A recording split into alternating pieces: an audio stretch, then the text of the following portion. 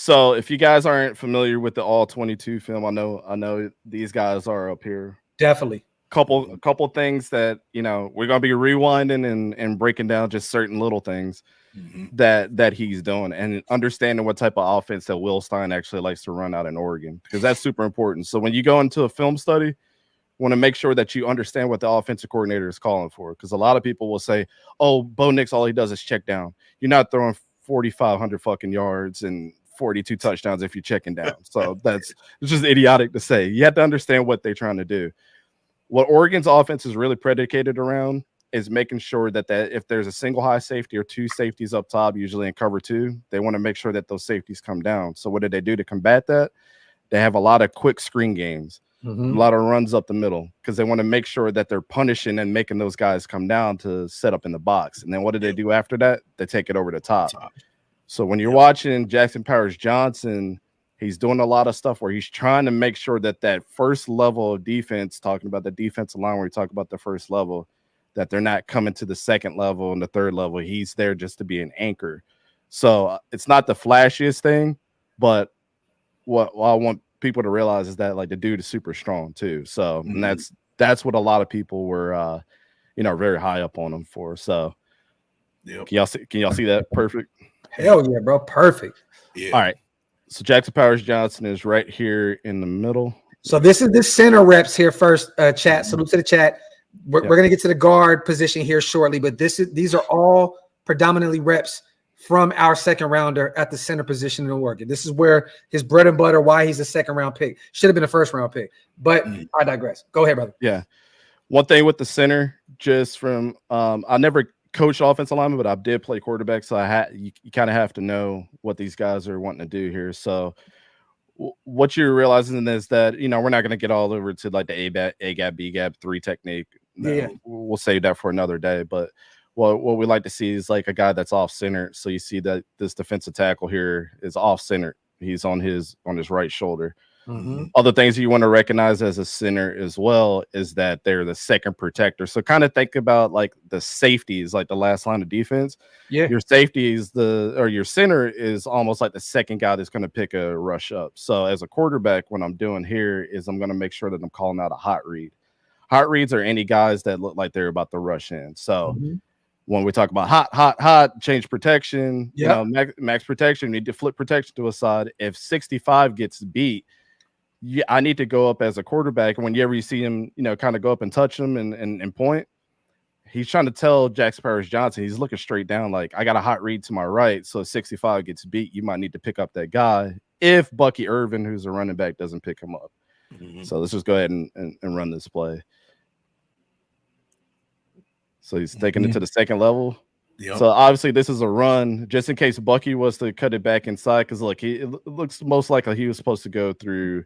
I seen that. Yeah. This is the A gap here. A gaps are the right outside the center, and then you got your B gap. It looks like there's supposed to be a B gap, inside zone type run. Wasn't able to check it. 65 picks him up. Yep. And Jackson Powers Johnson is trying to get to the second level. So what I did see there also, it looks like it was an initial combo block kind of look from the beginning between the guard and the center too. But he kind of just gave him a chip to assist the guard as well. They moved up to the second level to get the linebacker. Yeah, because a lot of guys will stunt like that too, like that defensive tackle trying to stunt inside and bring 58 and 74 with them. And Bucky kicked outside though. Do you think 65 gave up the leverage on the inside, and that's why Bucky ended up going outside? Because you see who's the player right there on the outside? You said a hot read. He kicked in. Play it again. All right, so look, boom. Okay, never mind. I got a better view of what I just seen. This was like the best case scenario, right?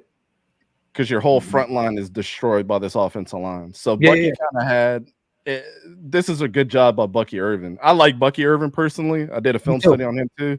And I like the fact that he has vision like this. He's going to be pretty dangerous for the Buccaneers. But I mean, you're getting a guy that is going to get 4 or 5 yards right here. Yeah. But I think that Bucky was going to take that initial gap, but I think 65 low key got cooked. And he took the outside. He took the outside on him. I mean, Big Mike, what do you see right there? Because it looks like 65 gave up the gap right there, and he had to put. And Bucky had to, you know what I mean? Like, it was for a second. The lane was there, Yeah, you know, also got a question to ask you, Dante. Jackson Powers Johnson, do you think he made a bad angle on that linebacker initially? That's a pretty tough situation to get through. That's a tough block. I played center, and that on the to get that good angle on a middle linebacker, that's one of the toughest blocks to make, besides pulling, of course. But yeah, like what a lot of people don't understand too when you're playing offensive line is your feet.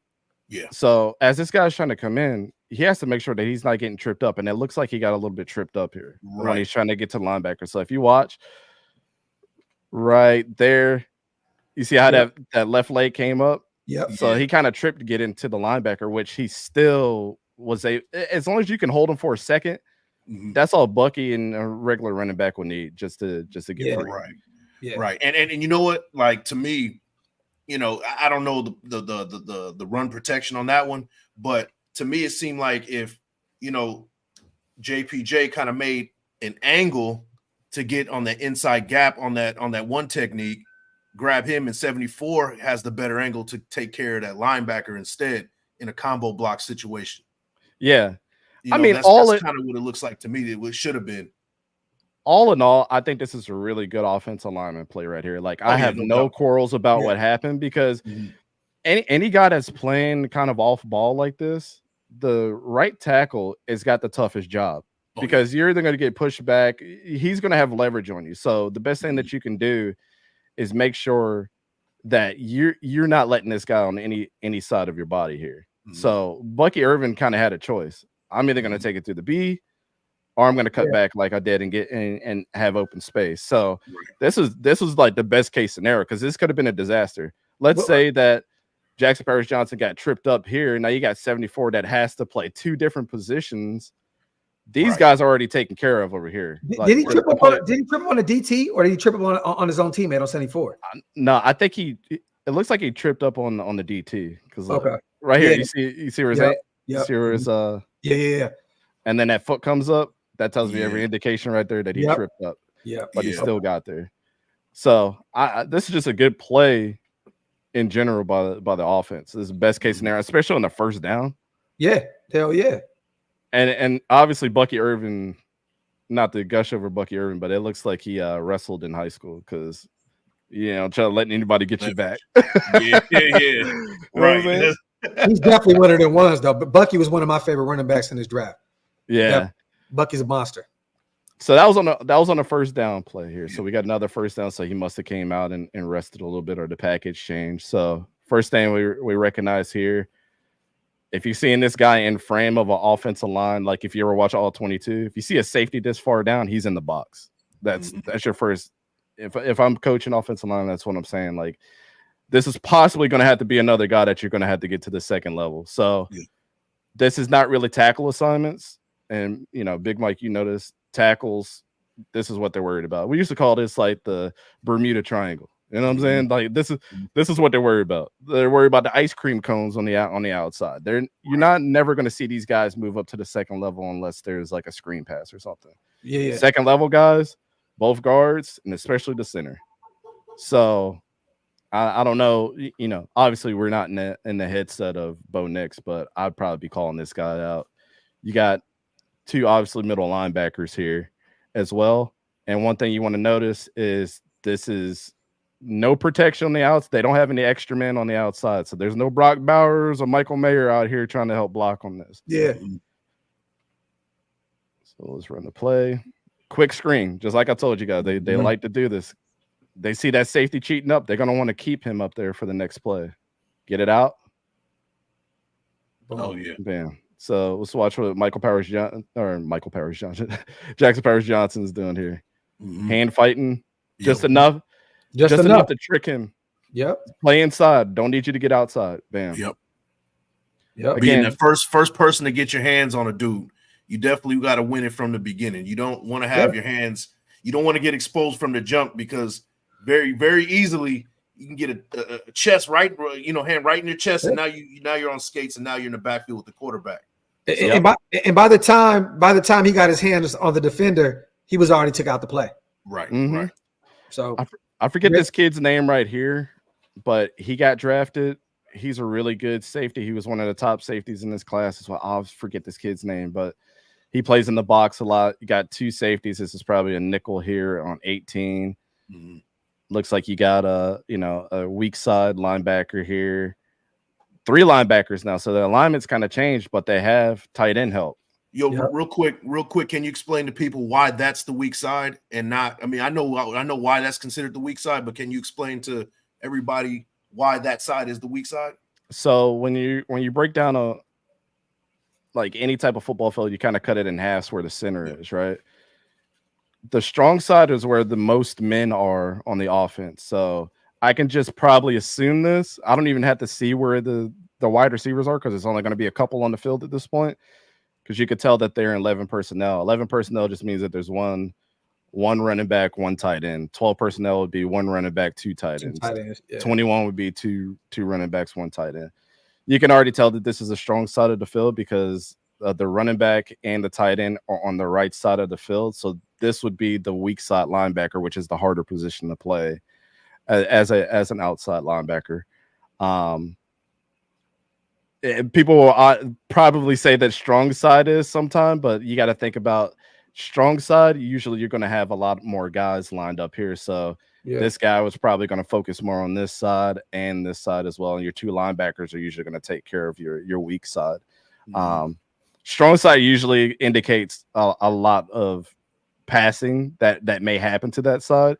Just a little tidbit. Like if you ever watch a game and you see a strong side alignment, they're usually probably going to pass to that side just because of how many wide receivers are probably going to be over there. And it's easy to set a diversion with the tight end and a running back to open up the pass game. So that's pretty much it. Chop it in half and see how many people are lined up.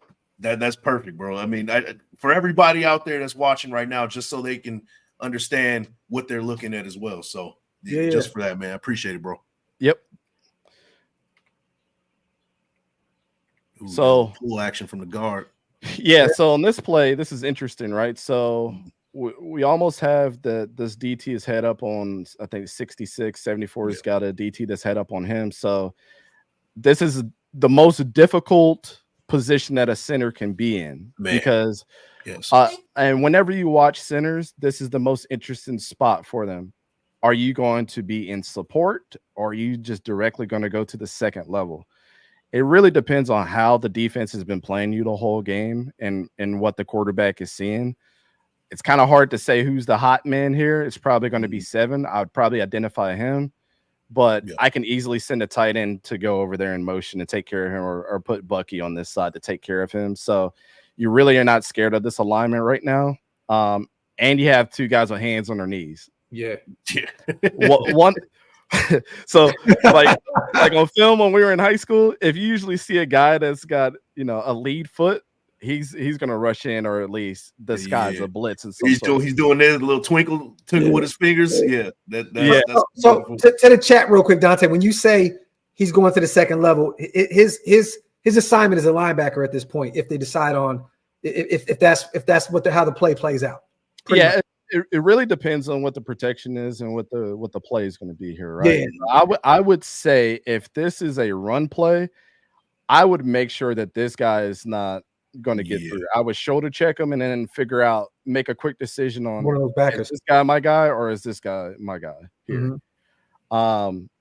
If it's the opposite, then you're kind of going to sit back and just relax. I wouldn't want my center chasing to the second level unless we knew that this guy is truly going to be sitting here and we're going to run an inside zone or something up here. Because what you're going to rely on, and this is something else that you have to focus on. This guy's probably covered by these 2 guys.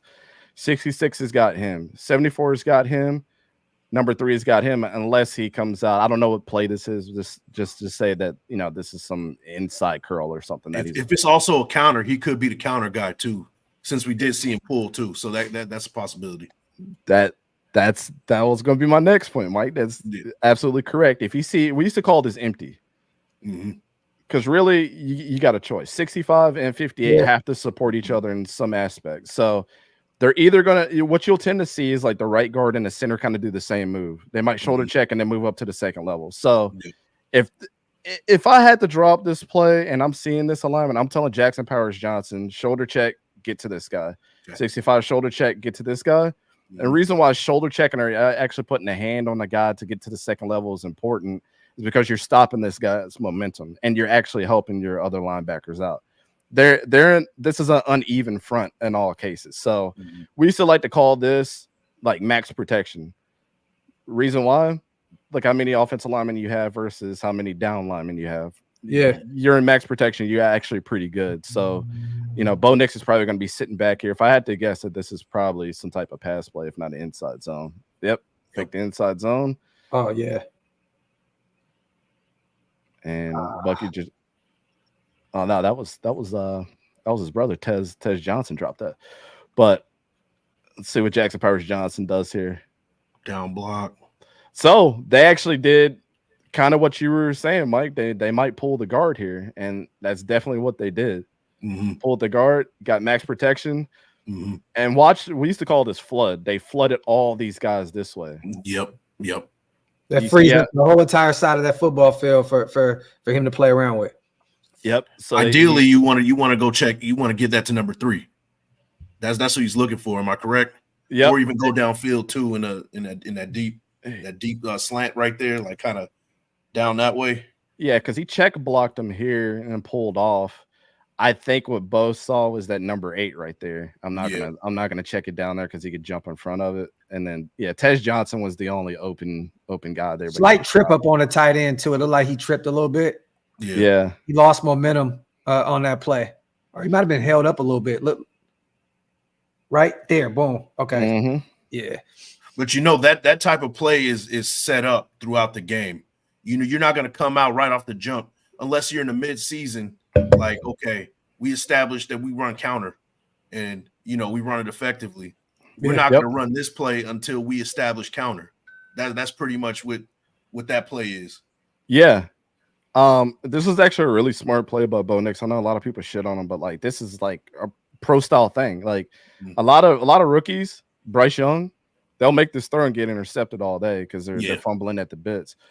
But not to gush over him, but I want you guys to pay attention. You know, we're doing Jackson Powers Johnson here. The thing about Jackson Powers Johnson on this play is when you watch an offensive lineman, always watch how much movement is happening between, you know, a 5-yard hash mark. They're right here perfect, like in the middle of, we used to call this the bubble right here. So within 5 yards, what is he doing and how much movement is he giving? He's not really giving that much.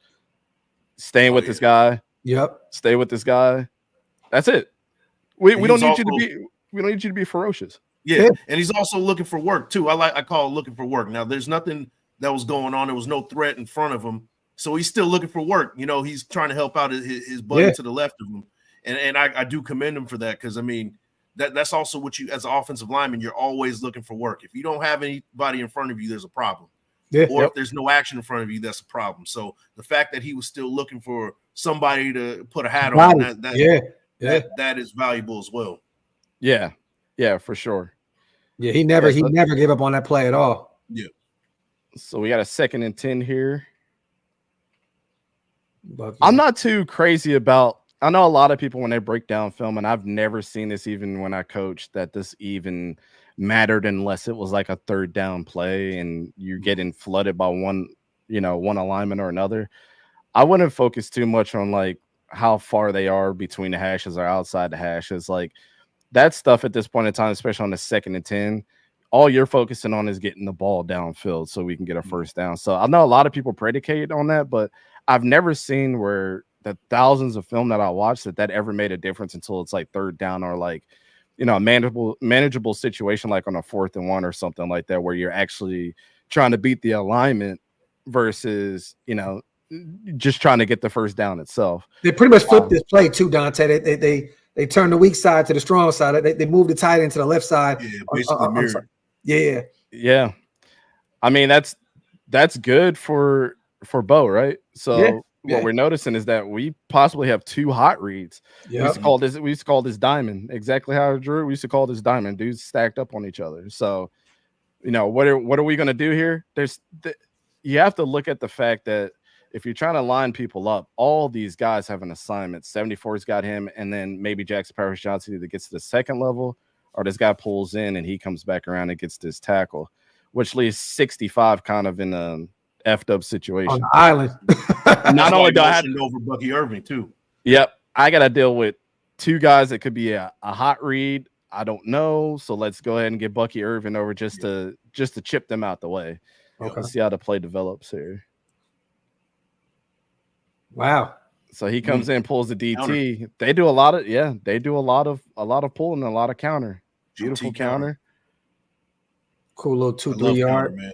Love counter. Yep. So as you see, there's a lot of pulling that happens.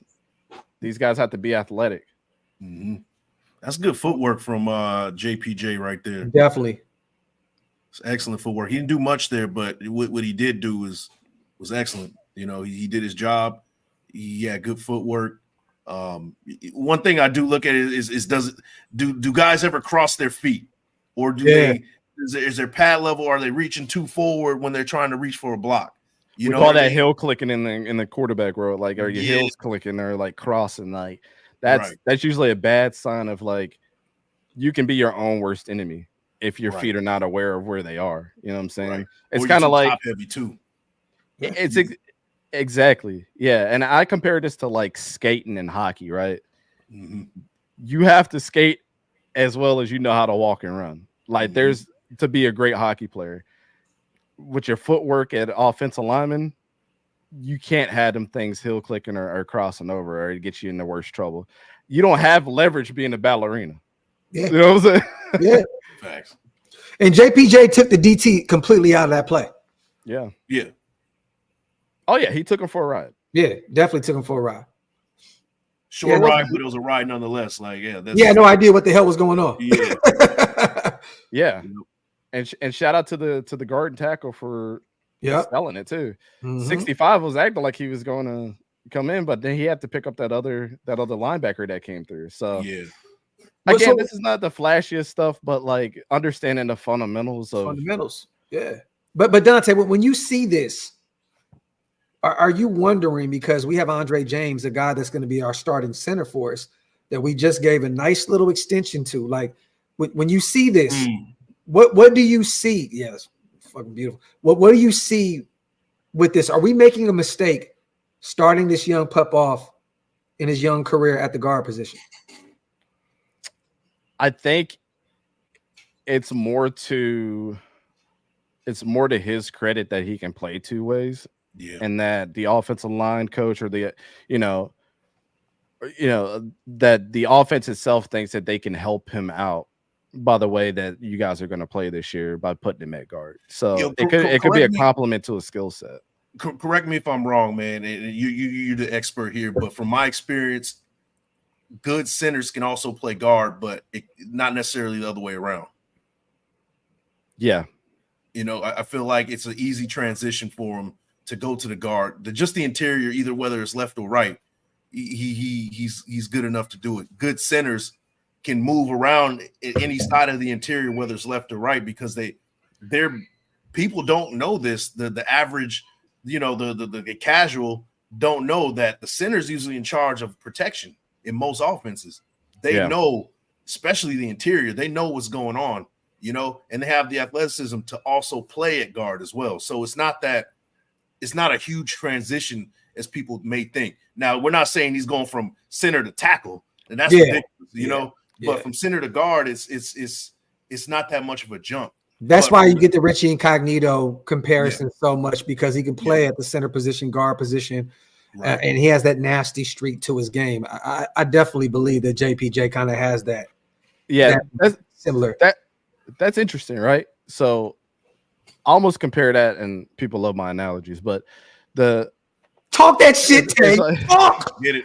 It's like an F1 racer coming over to NASCAR. It's totally foreign to them. Like you could drive a car real fast, but you're going against guys that, and for all instance, people are like, oh, it's just left turns, but like you don't understand the intricacies of, getting out, straight line, dipping inside, getting around that corner, and maximizing that without having your tires screech and spinning out.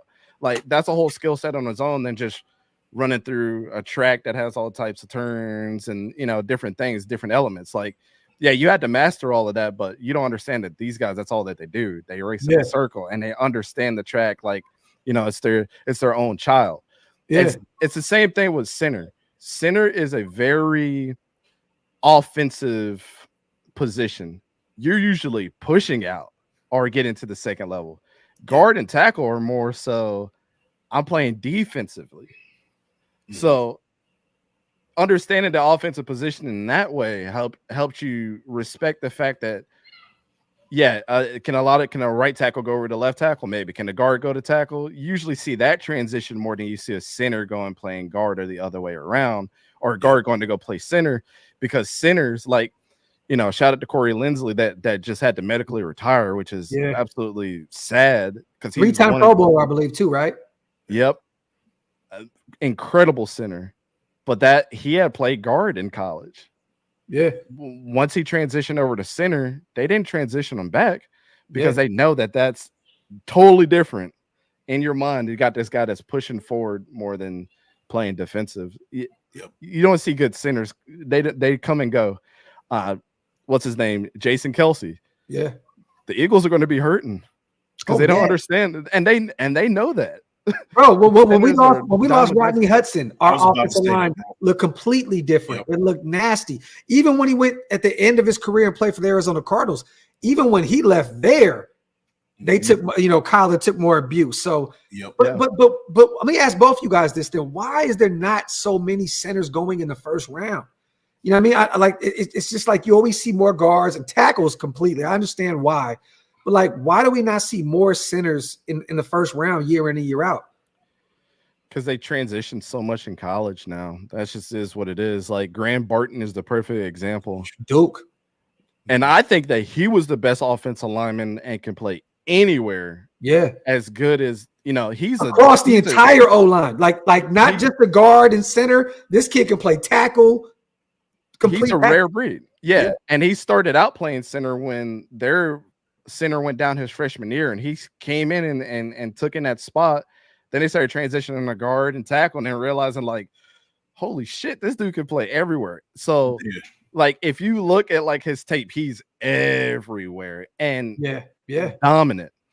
That's why, I mean, I think a lot of guys that come out of high school, they go from playing nose tackle to center because it's easy to translate and understand, but it's not easy to execute when you get to college. So those guys ended up just playing D tackle, and that's it. And then you have your guards pull over to center, or your tackle pull over to center. Whoever the strongest on the team is going to play center. Let me ask you this: the dynamic between quarterback. Before we get back to the film, the dynamic between the quarterback and center. It's funny. I'm saying this because Dante, former quarterback, Big Mike, former center. What is the toughest assignment between that combination, that relationship? Like, I'm not talking about snapping the football, no easy shit. I'm talking about that relationship. Like, what is the toughest? What is the toughest thing surrounding that relationship between the quarterback and the center? I mean, I can say that initially it's just getting the ball snapped sometimes. That's, you know, I'm left-handed, so, you know, I knew you were gonna say that. That's why I said I'm not even talking about just the snap, because that is mission impossible in itself. But I know there's more to it. But also being on the same page as far as protection goes, because the quarterback has to also know, you know, protection as well. You know, the center and guard have to be on the same page as far as that goes, because the quarterback is seeing the field at the same vantage point as the center in most cases. So if you guys are seeing something different, then you're going to have a problem. You're going to have a big problem, especially if the center is the one calling the protection or you know, kind of relaying to the quarterback what he's seeing as well. So you got to be on the same page. That's how I see it. Well, who was that on right there, Tay? Who was that on right there? Because it looked like a broken play right there from the jump. What happened there? Because even Jackson looked pissed. I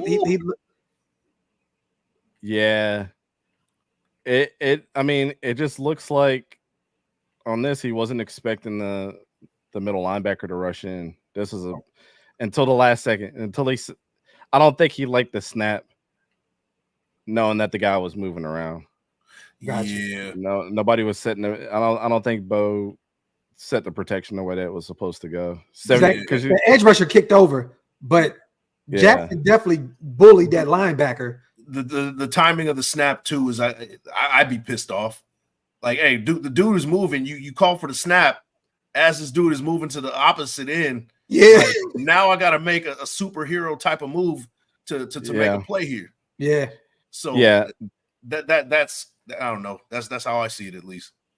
Yeah, I think it's just a frustrating play all around. I mean, Bo's in kind of a tough situation because you'll have a lot of linebackers that just disguise like that just move around to try to confuse you. Yeah.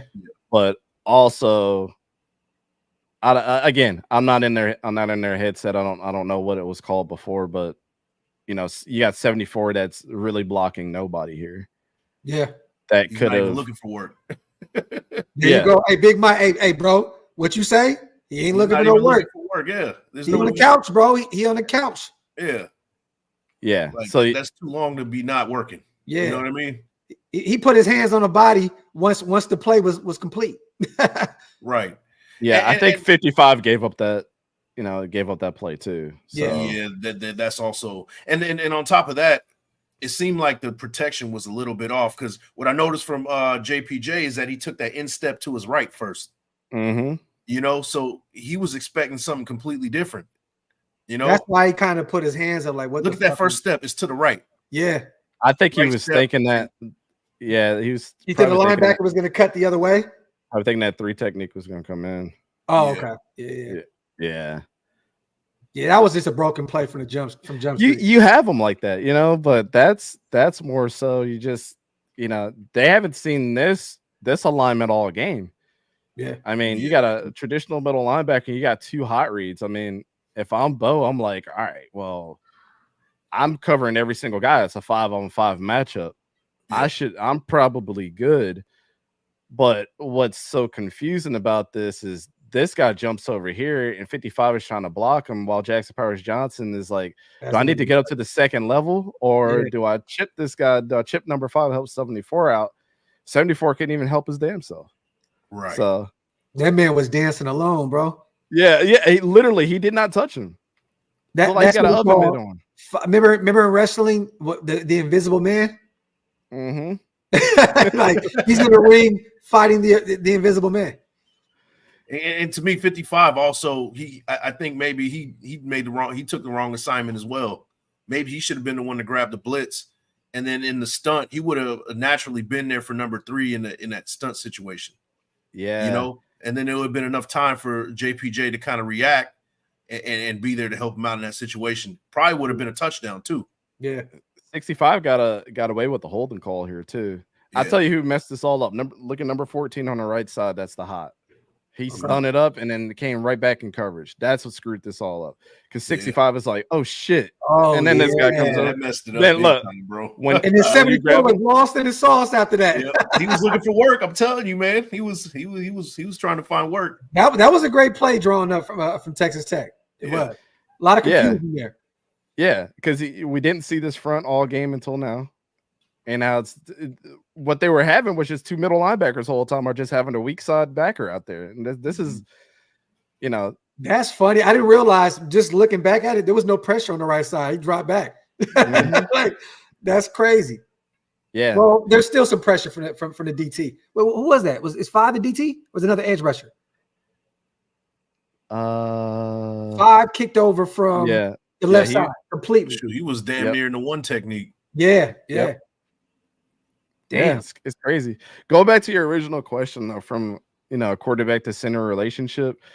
I would love to ask like John Elway or like Dan Marino the same fucking question. Yeah, because when I had 2 different centers growing up, and then having a coach, a center, and quarterback relationship, and I noticed like everybody's different. Like I didn't like to get hiked with the laces. Wow.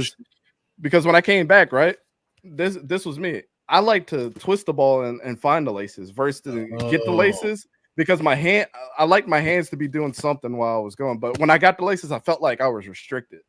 Like this wasn't natural for me just to get the laces and then, yeah. You know Some quarterbacks like to fidget a little bit. They do the double pat. They do things with the ball. For me, you wouldn't have liked me, bro, because I was snapping the laces right into you. Like I was holding the bare end of the ball and then snapping the laces into you.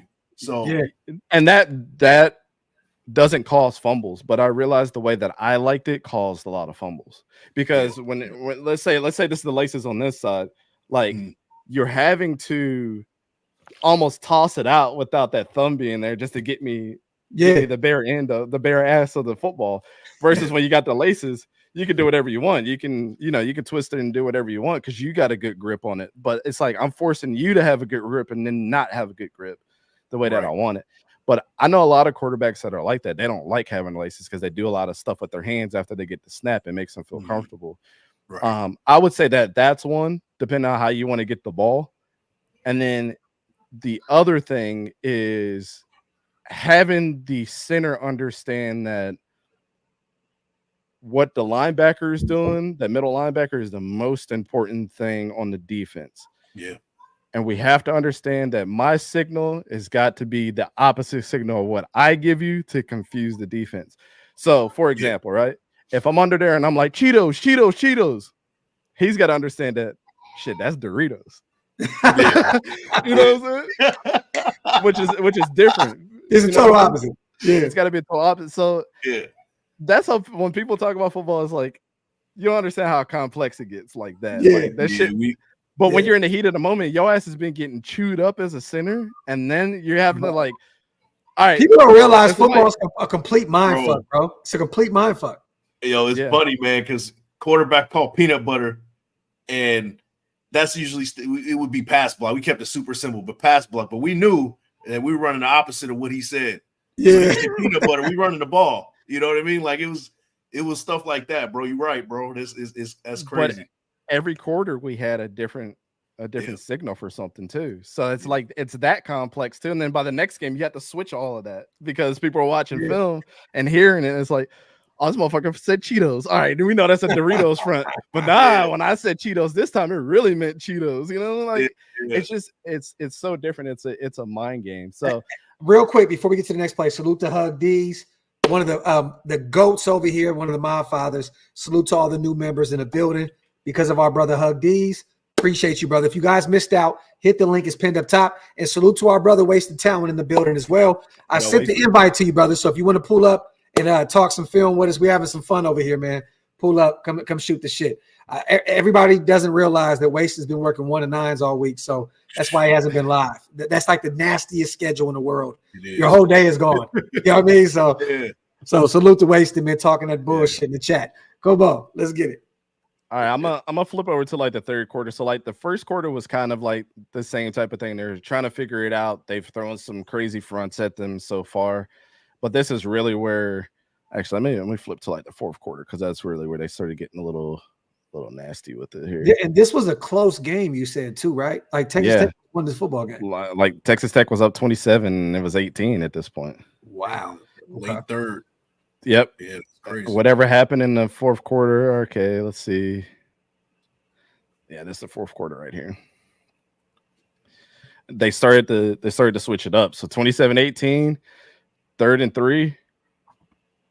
Oh, so we got the score. So I kind of like this view better because you can actually.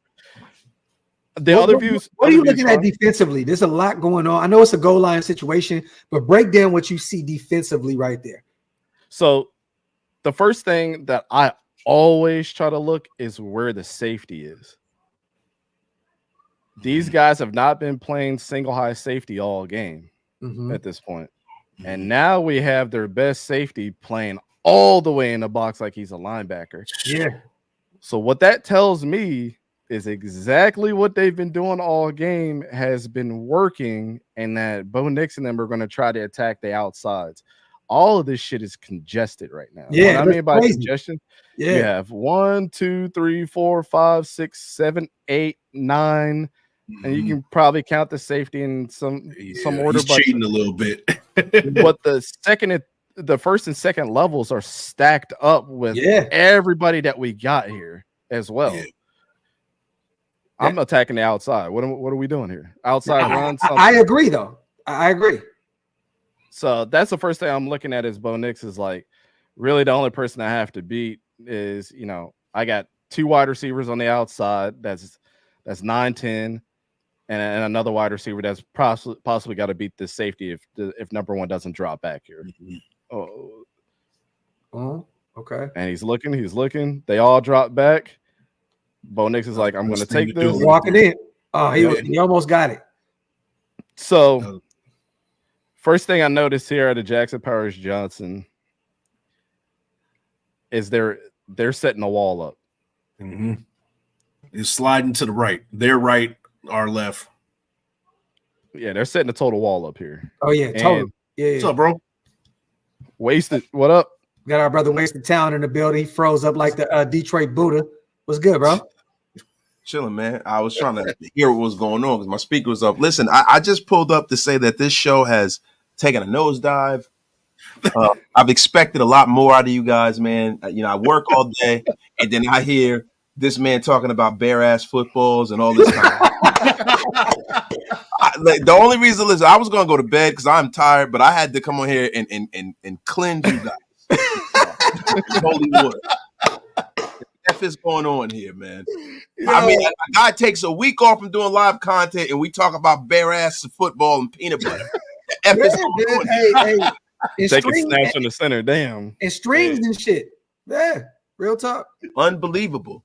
Hey, but Wasted, you've missed some great breakdown from our brothers, man. Hey, they in their bag right now. This is actually really fucking fun. Like, moving forward, I want to do more of this with every position because this is actually really, really dope to watch. We should do the Trey Taylor one. I think. Oh, I don't think people respect the fact of how good that fucking kid is. You know what's funny, man? It's because he made that commitment to go to Air Force. If he played in the Power 5 conference, everyone would know. You know what I mean? It's just, you play at Air Force, you're gonna get overlooked. It's a reason why, you don't have a lot of guys that have come out of Navy, that have come out of Army, Air Force, or even a school like BYU, right? Which is not a military school, but just one of those kind of schools where you don't have a whole lot of guys where they're always, because it's not a football factory, man. If you're not a quarterback, you're not really going to hear too much out of BYU. Yeah, man. So the one thing that's impressive about Trey, though, is I don't think he took, and this is going to come out, it's real strange. I don't think he took coaching as serious as somebody that doesn't know what their talent is. Like, I think he understood what his talent was and he knew how to play the position. Because if you look at his stats, right, it's like every single year he got a little bit better and a little bit better. And it's like 3 years in, the very first year that he started, he had incredible stats. Like, yeah, he could have been a Jim Thorpe finalist 3 years in a damn row. But I don't know, man. I think NFL coaching is going to get him to like the next level. Yeah. What they tried to do at Air Force, you heard him. He was like, I played in the box, I played in the outside, I played this. I was, Look, man, he was listening to Ed Reed over his coaching staff. Facts. Good, yeah. I mean, simple and plain. Like, you play for Air Force, not saying that, no disrespect to the coaching staff that helped, build him up to be who he is now. But I mean, this kid sits back and gets to watch tape with one of the greatest safeties of all time. I mean, I think Trey is by marriage, right? Aren't they cousins by marriage? They're not actual blood cousins, are they? No, they're cousins by marriage. Yeah. Yes, yeah, so I don't know if he's watching film with him like that, right? What you think, or no, bro? That was the thing when we drafted him. Was the major case was they always watch film together, they break it down, so on and so forth. He's gotten a lot of game from Ed Reed. Real talk. Yeah, I think Trey's talent and hard work made it seem like he, made it the person that he was, or the football player that he was. Like, you don't need to coach somebody that's already working hard a lot, right? Yeah. But having the coaches that he's going to have in the NFL that are going to excel him to the next level, I don't care about the Ed Reed type stuff. Maybe Ed was like, just go out there and run at 110%. Because that's what I always tell kids. I'm like, if you have talent, the only other thing that you have to do is play every down at 110%. Like, if you felt like, oh man, I could have dove for that ball, fucking do it the next time. Yeah. Because one of them times you're gonna get it. Yeah, you're gonna get that interception that you wanted to get. Unless you in that baggy ass jersey that Wasted got on. Facts though. Yo, man, like I come and try to add some value to this. Man, you got that big ass motherfucking Mason D. Take that hat, big ass baggy ass jersey. Yo, man, listen, man, shut your bony ass up. Not 2001, bro. We are not breaking down Rich Gannon tape in the like. Come on, bro. Yo, you bony bitch. I come on here. Hey, Charlie Gardner is running right behind. I can go to bed for all of this nonsense. F you. Yo, come on, man. So look, we've only looked at center reps up to this point. Do you have any specific reps that you want us to see before we jump to guard? Because guard is really, that's the telling reps that we really want to see, because we know he's probably going to be our starting left guard. Like don't get me wrong. He hasn't blown any assignment here at the center position. He's done everything he's asked of. It's not anything crazy where you're like, oh my God, like he just literally blew up the entire defense, but he's doing what he's supposed to do at the center position. And I know, Wasted, you showed up a little late. Well, you've been at work. I don't mean late, but I'm just saying you didn't get a chance to see the reps that he had at the center position. He did everything right, but there was nothing where you're like, God damn, bro, he blew that play up. He blew it up.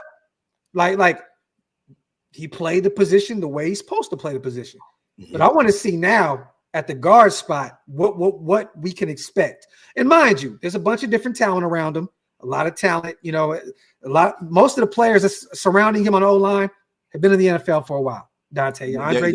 There are two most senior guys on our line. That's what you want to do with a guy like that. They did the same thing with Dylan Parham, and now they're going to protect him by putting him next to Colton Miller and Andre James. Now, see, the thing that I worry about is Colton Miller going to be available?